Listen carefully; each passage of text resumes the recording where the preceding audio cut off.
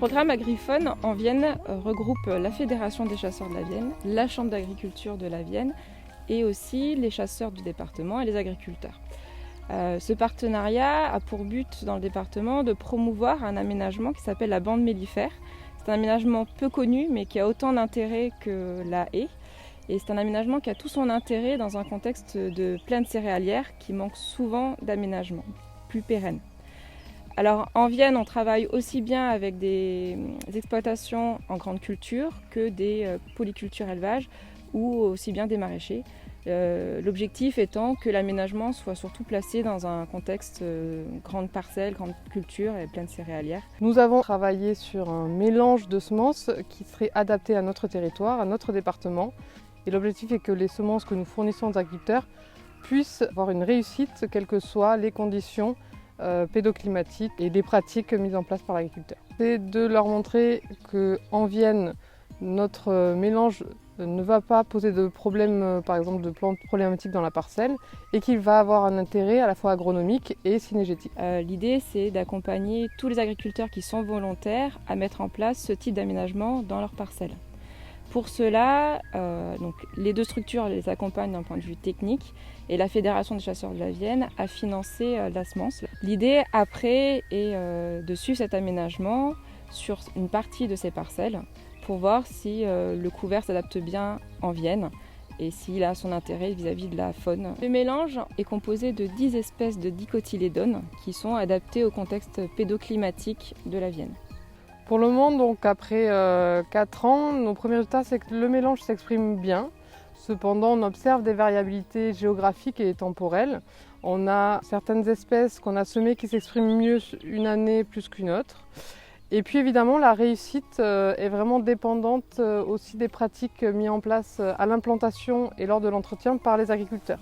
On a eu différents itinéraires techniques pour l'implantation et on en observe effectivement des variabilités ensuite sur l'expression du mélange. L'autre point positif, c'est qu'on a observé effectivement que le semis n'a pas engendré le développement de plantes problématiques dans les parcelles qu'on a suivies. Et enfin, on a bien pu montrer que les bandes mellifères ont accueilli énormément d'insectes et d'arthropodes qui sont bénéfiques à la culture. Et on a une bonne proportion d'auxiliaires de culture vis-à-vis des ravageurs qu'on a pu capturer et observer. Lors de nos suivis, on a également observé de la faune sauvage dans ces bandes mellifères, énormément de lièvres, plusieurs chevreuils également, de la caille des blés et d'autres oiseaux qui ont profité effectivement de cet aménagement. Écoutez, ça fait 9 ans que je me suis engagé avec la Fédération des chasseurs à la Chambre d'agriculture. J'ai commencé par la mise en place des GIC perdrix et puis maintenant je mets en place les mellifères. Les bandes enherbées, ça a un intérêt d'apporter des insectes qui peuvent réguler les insectes sur les plantes des céréales d'à côté. Alors sur mon exploitation, j'ai mis en place une dizaine de bandes de ce type et j'envisage d'en mettre d'autres dans les années qui viennent. Donc nous allons poursuivre la promotion de cet aménagement qui intéresse de plus en plus les agriculteurs dans notre département.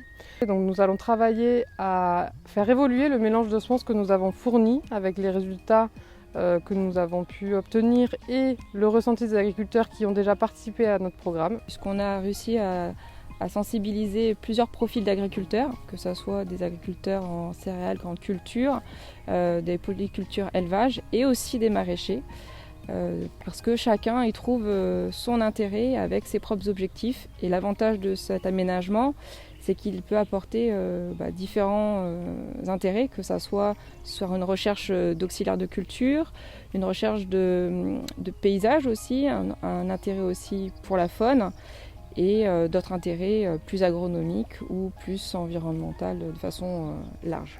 Ce projet m'intéressait parce que j'aime la nature. Et puis ça permet de faire un habitat pour les animaux et un garde-manger et aussi pour la biodiversité.